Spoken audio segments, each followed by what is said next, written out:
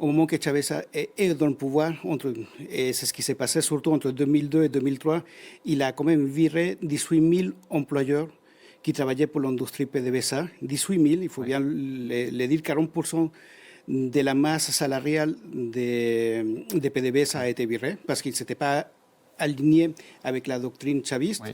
Et ensuite, il y a une deuxième partie entre 2010. C'était vraiment le break, c'était vraiment la cassure. À ce moment-là, la production passait de 2005 à 2,5 millions de barils par jour et continue à descendre. Il n'y a pas un problème technique aussi, le fait que ce pétrole soit si lourd et que donc son extraction difficile? Tout à fait, et c'est pour ça que c'était très important d'avoir cette masse salariale et qu'il y avait une connaissance géologique et aussi comment faire passer, parce que le pétrole lourd, c'est quoi? C'est une pâte.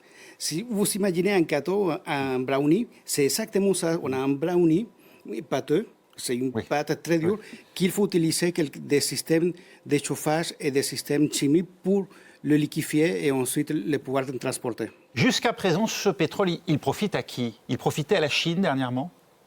Depuis une quinzaine d'années, oui.